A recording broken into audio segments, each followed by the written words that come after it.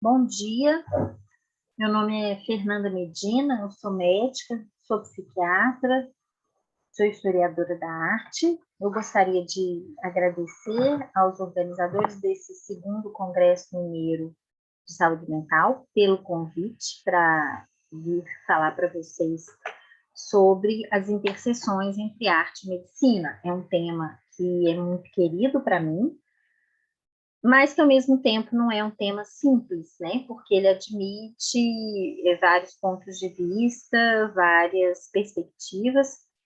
Portanto, eu gostaria de começar delimitando os argumentos teóricos, ou os campos teóricos pelos quais eu percorri, né? Os quais eu percorri para construir essa pesquisa. Bom, vamos começar aqui compartilhando a minha tela com vocês. Bom, ao contrário do que possa parecer, o título dessa pesquisa, a arte como instrumento de cuidado e inserção social, eu não pretendo propor hoje uma discussão sobre arte-terapia ou terapia ocupacional. Uma proposta desse tipo nem seria apropriada, uma vez que essa não é minha formação. Eu não sou terapeuta ocupacional, portanto, eu não tenho a qualificação, não estaria qualificada para falar do ponto de vista ou a partir da posição de um terapeuta ocupacional. Por outro lado, a minha formação e experiência clínica, né? Formação e experiência clínica de mais de 20 anos de atuação como médica psiquiatra e formação como historiadora da arte, uma formação em graduação e um doutorado em História da Arte me dão esse olhar híbrido para falar dessa posição interdisciplinar, né? Que é a posição como psiquiatra e como historiadora da arte. Então, é a partir dessa dupla perspectiva de psiquiatra e historiadora da arte que eu tenho desenvolvido a minha pesquisa a partir de alguns anos e que eu desenvolvi esse argumento que eu trago hoje para vocês, né? A argumentação teórica dessa nossa comunicação de hoje. Eu acrescento ainda outros campos teóricos que são da psicanálise e da filosofia.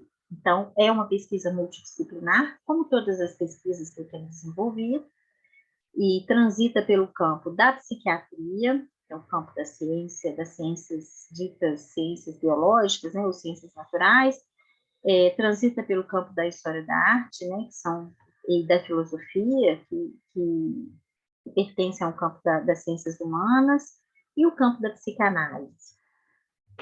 Bom, vamos adiante. Vamos definir alguns pontos importantes também. A gente faz uma distinção aqui, e é importante fazer essa distinção, entre objeto de arte ou obra de arte e criação artística. A obra de arte é o produto da criação artística, né? E esse produto, ele pode ser pintura, escultura, música, literatura, performance, não importa o gênero da expressão, da criação. Mas ele difere da criação artística em si. Criação artística é um processo que está no campo da subjetividade. Então, a gente diz aqui que a criação artística se insere num campo enigmático, inconsciente, que é o campo da subjetividade, e cujas regras não estão estabelecidas como na ciência a partir de uma verdade estabelecida a priori, por mais que o produto da criação, que é o objeto de arte, possa ser apreciável no campo da consciência. A esse respeito, o filósofo francês Jean-François Lyotard alega, isso num trabalho dele de 1969, que toda obra de arte dá testemunha, assim como as produções do nosso inconsciente, de uma realidade diferente da realidade do mundo cotidiano. Essa realidade do mundo cotidiano, sim, que é uma realidade consciente. A obra de arte ou a criação artística se insere num campo enigmático, que é o campo do desejo. O campo do desejo, utilizando o desejo no conceito psicanalítico. Então, aqui a gente já deixa claro que nós estamos utilizando o nosso campo do inconsciente. Tendo essas referências em mente, essas referências que eu explicitei, achei pertinente explicitar, eu proponho discutir aqui a criação artística como um instrumento potencialmente restaurador do psiquismo fragmentado pelo transtorno mental. E, ao mesmo tempo que a criação artística ela pode ser restauradora, ela permite ao artista se transportar para o campo do outro, né, do semelhante, adquirindo, assim, uma importância social, como instrumento relacional. Em outras palavras, a arte pode se tornar um veículo inestimável para o estabelecimento de laços sociais, laços fragilizados ou mesmo rompidos pelo processo do adoecimento. Então, esses são os objetivos dessa pesquisa que eu trouxe hoje para discutir com vocês. Discutir ou desenvolver, ou tentar argumentar a partir desses dois pontos de vista. A criação artística como instrumento restaurador e criador de laço social. Então, vamos para o nosso segundo ponto, que é discutir a loucura dos artistas. Antes disso, eu gostaria de projetar para vocês um autorretrato de um pintor francês do estilo, pioneiro do estilo realista francês, que é o Gustave Courbet. Eu acho esse autorretrato muito significativo pelo desespero que ele transmite, né? O desespero que o próprio artista transmite, gostaria de transmitir para o espectador, né? E ele dá o nome de Désespéré, ou desesperado, em português, século XIX. Bom, similar a esse autorretrato, está aqui a citação de um dramaturgo francês, que é o Antonin Artaud,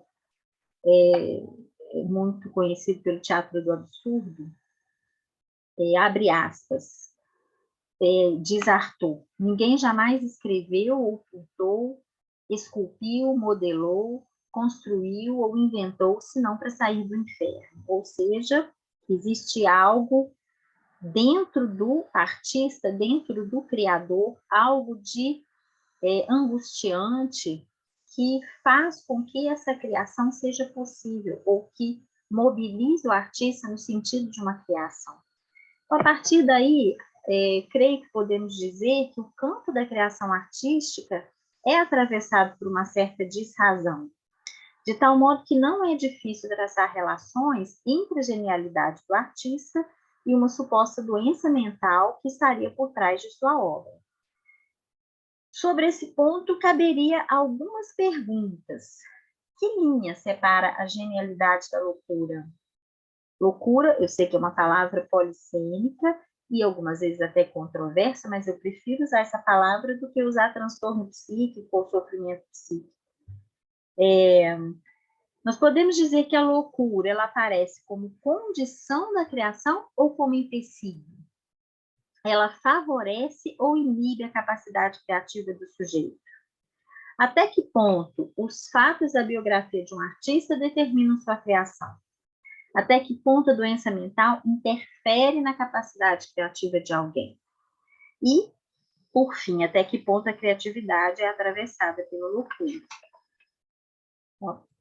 A partir desses questionamentos, nós vamos passar a discutir alguns casos clínicos, nós vamos chamar de discussões de caso, mas é, de certa forma, uma heresia do ponto de vista da psicanálise, que é discutir casos a partir da obra de arte desses artistas. Não, Freud fez isso, né? Ele gostava muito ele tinha uma admiração muito grande pela personalidade dos artistas, e em algum momento ele fez algumas psicobiografias, como, por exemplo, uma biografia de Leonardo da Vinci, a partir de algumas obras famosas desse artista. Nós vamos aqui discutir a obra de dois artistas muito conhecidos, que é o Van Gogh e o nosso Bispo do Rosário, mas apenas como um exercício de raciocínio para a nossa argumentação. não dizendo que seja possível fazer um diagnóstico através da obra de arte, não é isso. Nós vamos discutir esses dois artistas, até porque a obra deles é bastante conhecida e porque eles nos deixaram documentos que dão indícios do seu estado psíquico, né? E, bom, então vamos, mas não sugerindo que seja possível fazer uma psicanálise ou um diagnóstico a partir de obra de arte. Por favor, que fique claro. Vamos começar pelo nosso primeiro estudo de caso, que é o Vincent van Gogh, e eu dei o nome desse caso de Do Museu ao Manicômio. Pequenos dados sobre a biografia do Van Gogh, acredito que todo mundo conheça, né? Mas vale a pena aqui a gente reforçar alguns dados da biografia. Van Gogh nasceu na Holanda em 1853 e ele morreu na França em 1890, ele tinha apenas 37 anos. Ele foi classificado, embora seja difícil classificar o Van Gogh, porque ele pintou ele expôs com alguns impressionistas, mas ele foi classificado como pós-impressionista, mas recebeu alguns nomes, como, por exemplo, fauvinista, expressionista. Ele teve uma vida muito conturbada, demorou para começar a pintar, porque ele fez, apesar dele desenhar desde criança, ele fez muitas coisas nesse curto 37 anos de vida. Ele foi vendedor de livro, foi professor, foi marchand de obras de arte, ele foi pintor da igreja protestante holandesa, foi pastor da igreja protestante holandesa, assim como o pai dele era pastor. Teve uma vida marcada por altos e baixos, por períodos de grande depressão, períodos de grande furor, de raiva, de violência, agressividade, dificuldade de relacionamentos interpessoais, muita dificuldade de estabelecer laços amorosos. Ele só se relacionava com prostitutas. Ele era alcoólatra, ele tinha uma relação muito estreita com o irmão mais jovem dele, Theo, que acabou sendo quem cuidava dele, tanto da vida profissional, estimulando muito o Van Gogh. Theo também era marchand, também trabalhava no circuito artístico, tentando apresentar Van Gogh para pessoas importantes, promover a obra do Van Gogh, mas pela personalidade difícil do Van Gogh, ele não conseguia se adequar a esse circuito artístico que é necessário para frequentar o circuito artístico, um certo jogo de cintura, aceitar críticas, por exemplo, ele não aceitava críticas, ele tinha muito medo de fracassar, tinha muito medo de ter sucesso ao mesmo tempo, ele não gostava, não aceitava expor as obras dele, então foi muito difícil para o Van Gogh vender os seus trabalhos. Né? Por isso, o Theo sustentou financeiramente o Van Gogh. E Van Gogh nunca, dizem, né, que Van Gogh nunca vendeu um quadro, ou só vendeu um quadro em vida. E os dois irmãos trocaram uma extensa correspondência, e essa extensa correspondência foi publicada, foi recolhida e publicada pela cunhada do Van Gogh, e nos deixou esses documentos sobre o estado mental do pintor. Eu trouxe aqui alguns trechos, pequenos trechos, porque não daria tempo para a gente falar muito sobre isso, mas que dão uma ideia sobre o estado psíquico do Van Gogh ao longo da sua vida, né? Abre aspas. Com a minha doença mental, eu digo a mim mesmo que ela não é um impedimento para minha pintura.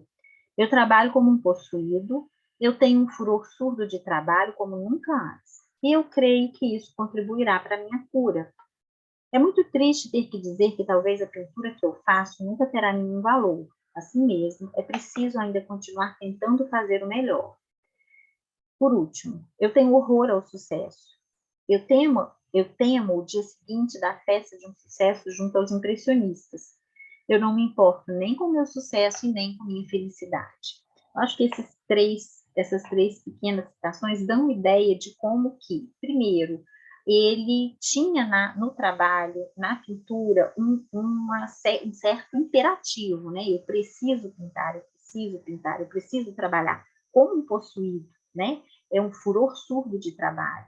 A gente pode se perguntar, será que não era isso que mantinha ele estabilizado e, de certa forma, ainda que uma estabilização precária? Ao mesmo tempo, ele tinha uma incredulidade do talento dele, né? Ele não acreditava em si mesmo. E, por outro lado, a dificuldade relacional dele, ele tinha dificuldade de se manter em relação social, né? Ele temia essa crítica, ele temia o olhar do outro, ele temia fazer sucesso. Eu acho que esses 3 trechos dão uma certa ideia do que a gente quer dizer. Eu também selecionei uma pequena cronologia do período em que a estabilização deixou de ser possível, que foram os 2 últimos anos de vida do Van Gogh, e foi, curiosamente, o período em que ele mais produziu. Nos 2 últimos anos do Van Gogh, ele pintou 860 telas a óleo. Para quem sabe um pouco sobre pintura a óleo, sobre a técnica a óleo, sabe como é difícil fazer, como é demorado fazer uma pintura a óleo, porque ela demora muito a secar. Então, é uma técnica demorada. E Van Gogh, em 2 anos, deixou 860 trabalhos a óleo. Isso mostra o estado mental dele, a necessidade que ele tinha de trabalhar justamente no período em que ele estava mais doente. Bom, vamos ler essa cronologia. A primeira crise dele foi em 24 de dezembro de 1888, numa tentativa violenta de agressão contra Gauguin. Gauguin foi um outro pintor importante, pós-impressionista, um pintor francês, com quem Van Gogh tinha uma relação muito estreita, de amizade, admiração, mas também rivalidade. Eles chegaram a morar juntos numa casa no sul da França, trabalhar juntos, e numa das brigas que ele teve com Gauguin, o Van Gogh se automutilou e cortou a orelha. Foi o que deu origem a esse autorretrato com a orelha cortada. Depois dessa automutilação, Van Gogh mandou a orelha dele embrulhada por uma prostituta com quem ele mantinha relações e que trabalhava num bar que ele frequentava, não esquecendo que ele era alcoólatra. Foi a primeira hospitalização, a primeira internação de Van Gogh. Depois, em fevereiro de 1899, a segunda crise com nova hospitalização. No seu delírio, Van Gogh acreditava que havia sido envenenado. Depois, em março de 1889 a maio de 1890, quer dizer, mais de um ano, ele escolheu se hospitalizar no hospício de Saint-Rémy, na França, após o casamento de seu irmão Theo. O casamento de Theo foi para Van Gogh devastador, né? Ele se sentiu abandonado e passou a ter uma relação muito agressiva com o Theo e com a família dele. Isso gerou um afastamento do irmão em relação ao Van Gogh. O Theo morava em Paris e o Van Gogh, nessa época, no sul da França. Em julho de 1889, foi a 4ª crise por ocasião da exposição do Salão dos Independentes. Foi quando ele fala daquela eu temo o sucesso após uma festa junto aos impressionistas. Ele expôs 2 telas e teve uma crise psíquica e foi internado novamente. E em 27 de julho de 1890, Van Gogh se suicidou, aos 37 anos. Ele atirou em si mesmo, não morreu de uma vez, ele agonizou durante 2 dias e só morreu no dia 29 de julho de 1890.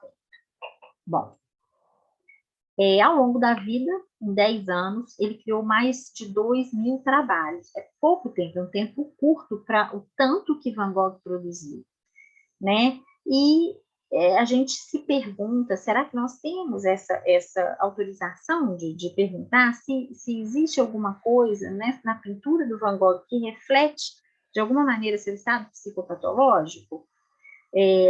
Seria possível verificar mudanças no seu estado de ânimo a partir das mudanças evidentes na sua pintura? É claro que isso não deixa de ser especulativo, porque a gente não pode avaliar pinturas de estilos diferentes e épocas diferentes, técnicas diferentes, e focar apenas no estado psicopatológico do artista. Mas eu trouxe aqui alguns exemplos da obra do Van Gogh que dão sim ideia de um estado de ânimo muito característico, muito evidente, né?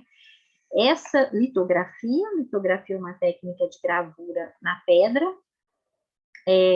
que ele deu o título de Sorrow, Tristeza, de 1882. Esse desenho, esse esboço que virou depois um quadro, que é o Burnout, ou esgotado, dão ideia de um estado de alma bastante depressivo, né? Acredito que a gente possa falar assim, bastante depressivo. E essa última tela, sim, mais conhecida da pincelada do Van Gogh, ela faz lembrar, sim, o que a gente conhece mais da pincelada de Van Gogh, e bem característica dos últimos anos de vida, quando ele viveu no sul da França, e que a pintura dele ganhou esse tom colorido, vibrante, essa pincelada enérgica, que deu a ele o nome de Fauvista. E que a gente pode pensar num olhar superficial que reflete alegria, mas não reflete alegria, reflete, na verdade, desespero. É um céu desesperado. Aliás, essa pintura, Campo de Trigo com Corvos, é tida por alguns historiadores como a última tela pintada por Van Gogh. Se ela é a última tela, não se sabe de fato se é verdade, mas é um dos últimos trabalhos, sim, porque foi pintado no mês em que ele se suicidou, em julho de 1890. E ele fala desse estado desesperado que ele gostaria de expressar com essa tela, que não reflete alegria. Aqui está uma explicação sobre essa tela que ele deixou numa carta que ele mandou para a Theo e para a cunhada dele após pintar esse trabalho. Abre aspas. Uma vez de volta ao trabalho, o pincel, no entanto, quase caindo de minhas mãos, e sabendo claramente o que eu queria, pintara mais 3 telas grandes desde então. Eles são imensos trechos de campos de trigo, sob céus turbulentos, e fiz com o objetivo de tentar expressar tristeza e solidão extrema, é o que ele queria expressar. Vocês verão isso em breve, espero, pois espero trazê-los em Paris o mais rápido possível, já que quase acredito que essas telas vão te dizer o que não posso dizer em palavras, o que considero saudável e fortificante sobre o campo. Bom, deixa eu ver se quanto tempo nós temos para continuar. Ainda temos uns minutos, 20 minutos. Vamos ao nosso segundo estudo de caso. Nosso Arthur Bispo do Rosário. E a esse segundo estudo de caso, eu dei o título contrário, do manicômio ao museu. Biografia rápida. O bispo era um sergipano, nascido em 1909 ou 1911, não se sabe muito bem, e morreu no Rio de Janeiro em 1889. Ele foi marinheiro, boxeador, trabalhou como empregado doméstico para a família Leone, do bairro carioca de Botafogo. E como que começou a doença mental dele? Na noite de 21 de dezembro de 1938, despertou com alucinações que o conduziram ao patrão, o advogado Humberto Magalhães Leone, a quem disse que iria se apresentar à Igreja da Candelária. Depois de peregrinar pela rua e por várias igrejas da então capital federal, lembrando que Rio de Janeiro, na ocasião, era a capital do Brasil, terminou subindo ao mosteiro de São Bento, onde anunciou a um grupo de monges que ele era um enviado de Deus, encarregado de julgar os vivos e os mortos. 2 dias depois, foi detido, foi fichado pela polícia por vadiagem e conduzido ao hospício Pedro II da Praia Vermelha. Um mês depois, após a sua internação, ele foi transferido à colônia Juliano Moreira, localizada no subúrbio de Jacarepaguá, sob o diagnóstico de esquizofrênico paranoide, e lá ele permaneceu por 50 anos até morrer. Então, ele foi internado e morreu na colônia Juliano Moreira após 50 anos de internação. O bispo nunca mais saiu de lá, a não ser por meio da sua obra plástica, que ele não pretendia fazer de fato, né? Na verdade, ele não tinha nenhuma intenção de ser artista. O que moveu o seu trabalho foi puramente uma necessidade delirante de apresentar o mundo a Deus. Essa era a obrigação delirante de bispo. Ele dizia que ele veio ao mundo para julgar os vivos e os mortos e que ele tinha a missão de reconstruir o mundo para Deus, para que quando Deus viesse, ele pudesse mostrar o mundo a Deus, apresentar o mundo a Deus. Para isso, inclusive, ele fez esse manto, que é uma das peças mais famosas do bispo, que era o manto da apresentação, com o qual ele bordou esse manto, com o qual ele deveria se vestir para que, quando Deus viesse à Terra, ele apresentasse o mundo a Deus. E isso foi feito sem nenhuma formação artística, né? Em determinado momento, lá na colônia Juliano Moreira, recolhido na sua cela, Bispo passou a produzir objetos com itens oriundos do lixo, da sucata. Ele obtinha, ele recolhia lixos, ele colecionava objetos da vida cotidiana, numa técnica que era uma técnica usada por artistas vanguardistas europeus, que se chamava técnica da assemblage. Vou mostrar aqui para vocês. A assemblage é uma técnica da vanguarda europeia, inclusive utilizada por Picasso, por Marcel Duchamp, que é o colecionismo, né? Ele colecionava pequenos objetos. Isso fez com que Bispo fosse visto por historiadores e críticos de arte moderna como grande artista, como um artista contemporâneo, e fosse comparado a esses artistas vanguardistas europeus, Marcel Duchamp, Picasso, etc., Paul Klee, sendo que ele, na verdade, nunca havia recebido nenhuma formação artística. Não nos esqueçamos, Bispo, ele era negro, sergipano, boxeador, marinheiro, pobre, e passou 50 anos da vida dele fechado no hospício, né? Ele não recebeu formação artística. Então, ele produzia objetos, pequenos objetos com essa sucata e esse material que ele recolhia no lixo do manicômio, muito ligado ao mar, que era uma realidade da vida dele. Ele foi marinheiro, então ele fazia pequenos navios, estandartes, ele bordava com linhas que ele produzia desmanchando os uniformes do hospício, e isso foi descoberto pelos críticos de arte e apresentado ao mundo da arte depois da morte do bispo, porque enquanto o bispo era vivo, ele não admitia que nenhuma das peças saísse do lado dele. Ele entulhava as peças na cela onde ele vivia, na colônia Juliano Moreira. Ele recebia os críticos de arte, ele dava entrevistas a jornalistas, mas a primeira exposição só foi feita após a morte do bispo. Então, quem transformou o bispo em artista, por isso eu dei o nome do manicômio museu, foram os críticos de arte, não ele, né? Ao contrário de Van Gogh, que tinha sim a intenção de ser artista, bispo não. Tá vendo como que a linha é tênue entre artistas e loucos? Existe uma linha que separa a loucura da arte, mas essa linha é tênue, e essa linha a gente tem dificuldade de ver. Eu trouxe aqui trechos de bispo por bispo, trechos de uma entrevista de bispo que ele fez para um dos jornalistas que entrevistaram ele, mas que dá a ideia exatamente do contexto delirante que motivou essa criação. Abre aspas. Eu disse assim: eu vim para julgar os vivos e os mortos. Eles perceberam e mandaram eu vir para o hospício. Que antes mesmo, eu lá na Ilha do Governador, já dizia que vinha para o hospício a fim de julgar os vivos e os mortos. Isso para quem enxerga, quem conhece, um médico, por exemplo, que é psiquiatra. Eu, quando cheguei na Praia Vermelha, com 2 dias fui chamado por uma junta médica, doutor Odilon Galotti. Tinha uma junta médica a fim de me interrogar. E todos eles perceberam que eu tinha vindo representar a sua santidade. Dentro dessa santidade, me permitiram uma casa forte. A casa forte pertence a Cristo, e assim eu passei a residir na casa forte, a fim de fazer miniaturas, porque eles perceberam a minha visão.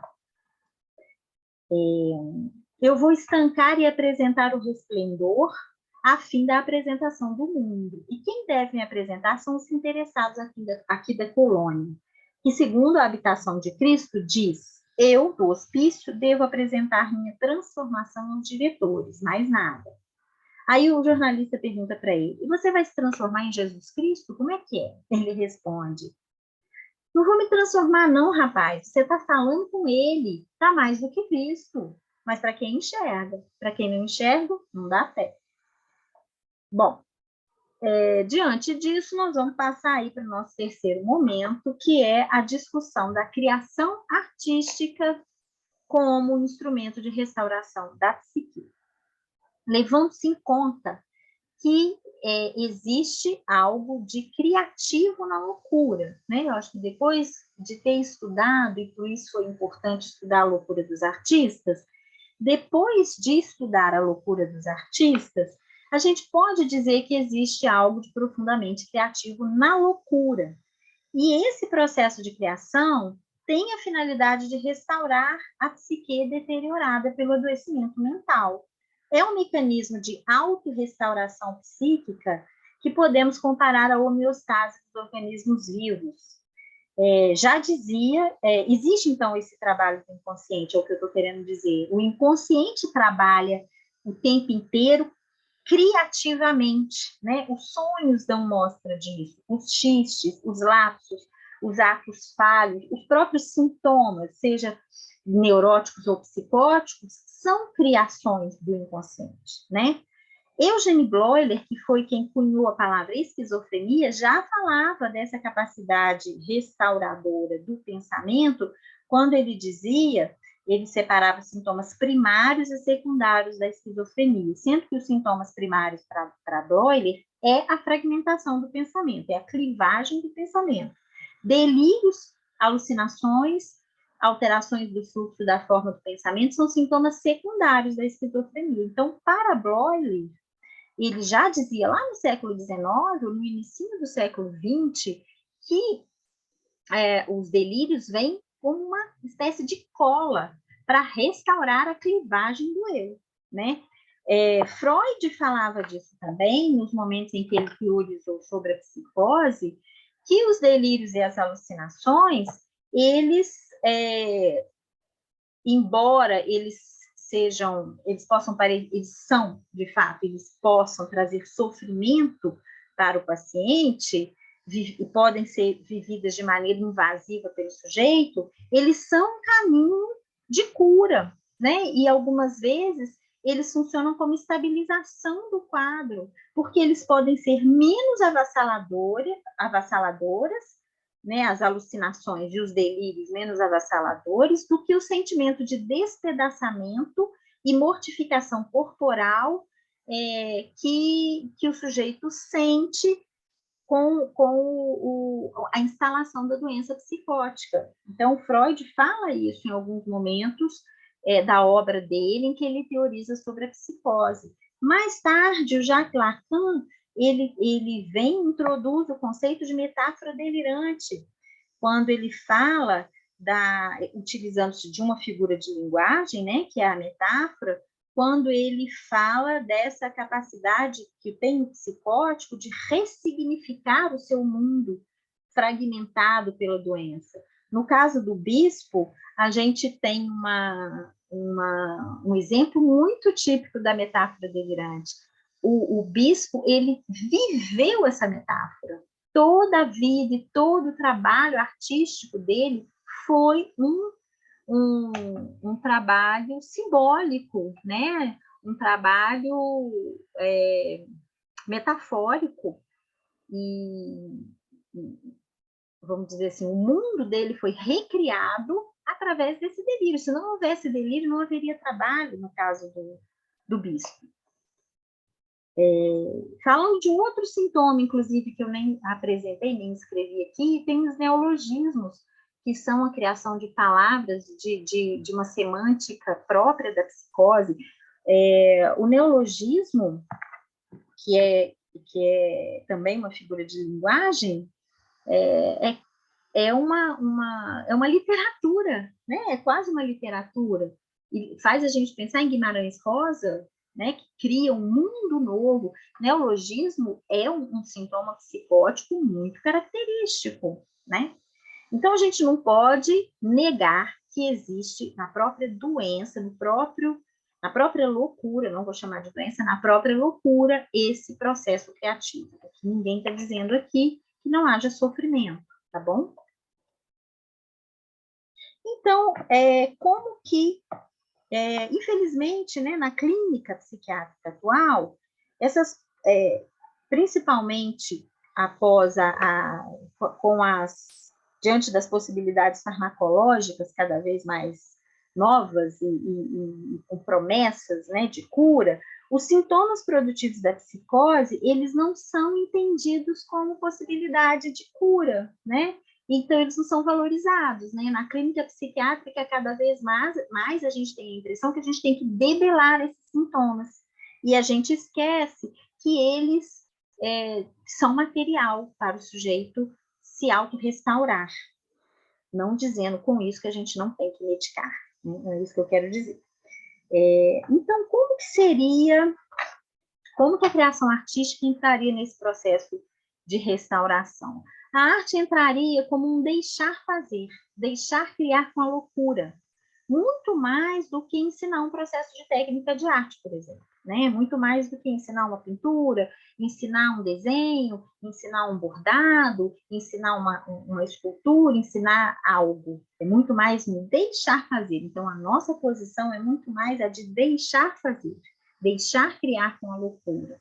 Existem outras maneiras de enxergar a arte. Freud falava de sublimação, que a criação artística é um modo do sujeito, um modo do psiquismo, da psique, um modo que a psique encontra de reconciliar dois princípios contraditórios do aparelho psíquico, né? Que é o princípio do prazer e o princípio de realidade. Então, esses princípios contraditórios, um exigindo que o sujeito obtenha prazer, e outro, que é o princípio da realidade, exigindo do sujeito renúncia a esse princípio do prazer, geraria um sintoma e, com a criação, o sujeito conseguiria reconciliar esses princípios. Então, a sublimação está aí.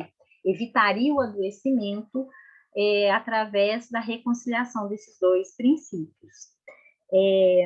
Em filosofia, a gente tem o conceito de catarse, né? Aristóteles, antes de Cristo, viveu em 384 a 322 antes de Cristo, já falava da capacidade curativa das artes, especificamente do teatro e da arte poética, quando o público era capaz de vivenciar e descarregar suas próprias emoções através da representação artística. Esse é o conceito de catarse. Significa limpeza, purificação, e é utilizado por artistas e por alguns psicoterapeutas que seguem a linha do psicodrama, por exemplo. E nós vamos falar também de arte como processo de produção de sentido.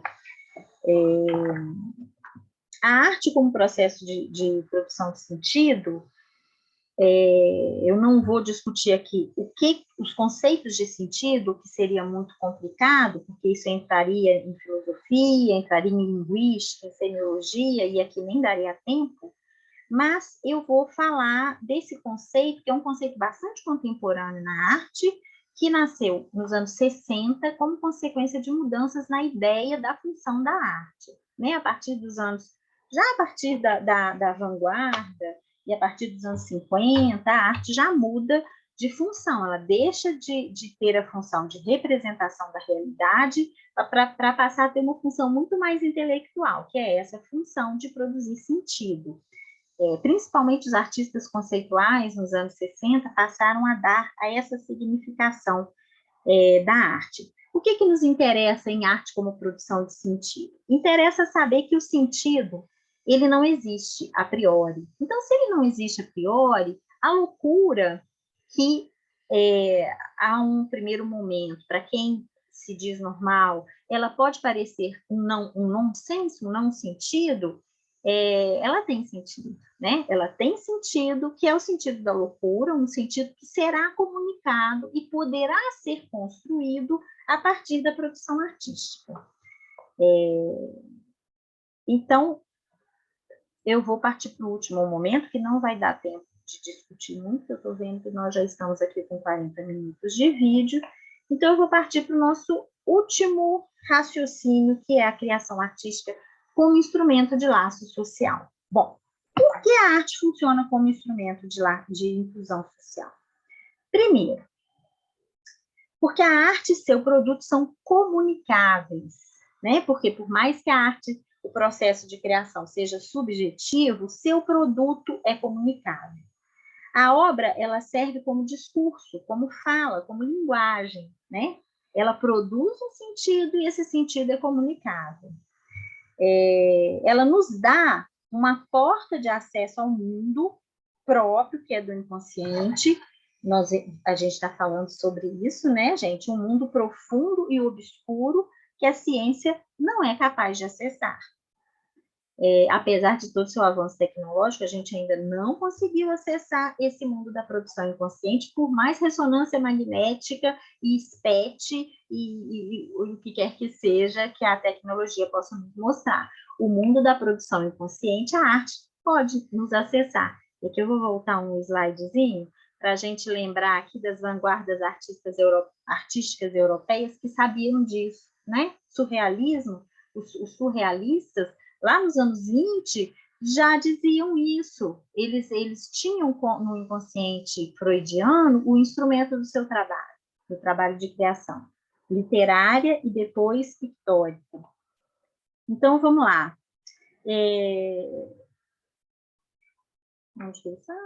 Bom, então a obra de arte nos dá uma porta de acesso ao mundo, que é o inconsciente, um mundo profundo e obscuro que a ciência não é capaz de acessar. Então, na verdade, só existe obra de arte se ela consegue estabelecer uma comunicação entre o criador e o receptor.